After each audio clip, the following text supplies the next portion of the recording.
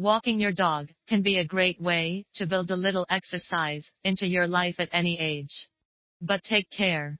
You may have a broken leg. According to a study published this month by the University of Pennsylvania, the number of Americans over age 65 who have had fractures associated with walking a dog on a leash has more than doubled since 2004. Oh my God. Upper arm fractures were most common. That makes perfect sense, because usually when you fall you try to brace yourself with your arms. It is one thing to fracture or break a bone in a car crash or falling from a ladder. But if you break a bone just by bumping into something or falling a short distance, this could be a sign you have osteoporosis. Osteoporosis.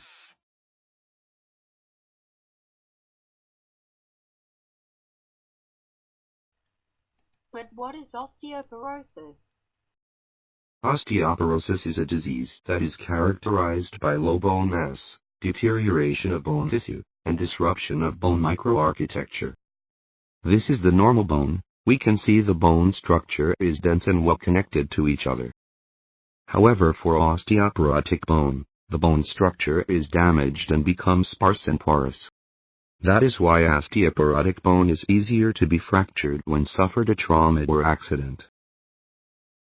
Osteoporosis is estimated to affect 200 million women worldwide. Osteoporosis causes more than 8.9 million fractures annually.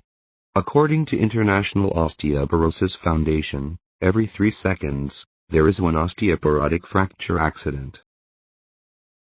In UK, 1 in 2 women and 1 in 5 men over the age of 50 will develop a fracture due to osteoporosis in their lifetime. That's a lot. How can we know we got osteoporosis? Osteoporosis is a silent killer. Most people do know they got osteoporosis. However, there are signs which indicate that we may have a weak bone. The first sign is the fractures that occur from minimal force. The second sign is the unexplained bone or joint pain. Osteoporosis causes no symptoms because bone density loss occurs very gradually. Some people never develop symptoms.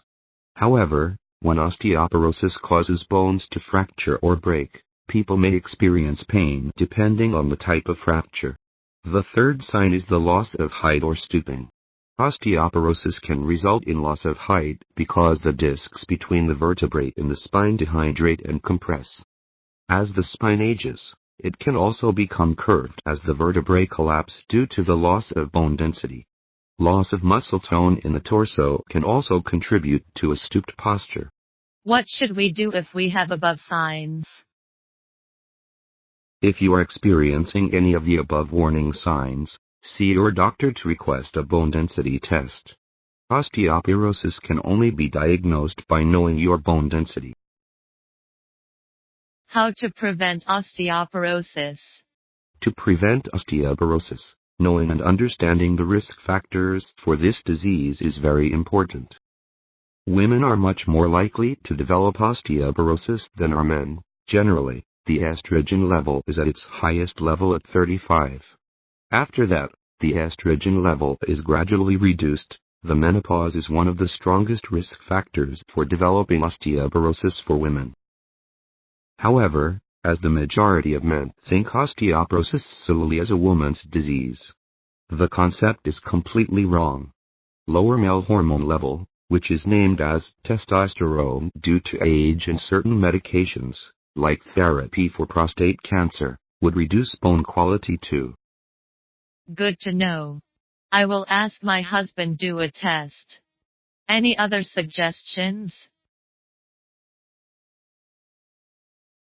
Besides the hormones, whatever men or women should abide by those rules. Firstly, avoid smoking, reduce alcohol intake, and increase your level of physical activity. Secondly, ensure a nutritious diet with adequate calcium intake. A cup of milk every day would help you take more natural calcium. Thirdly, maintain an adequate supply of vitamin D.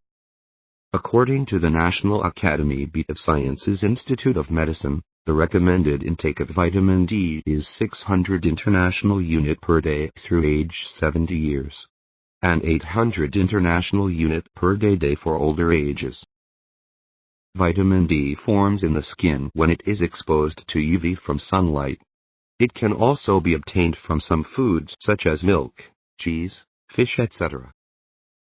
Last but not least, engage in a regular regimen of weight-bearing exercises in which bones and muscles work against gravity.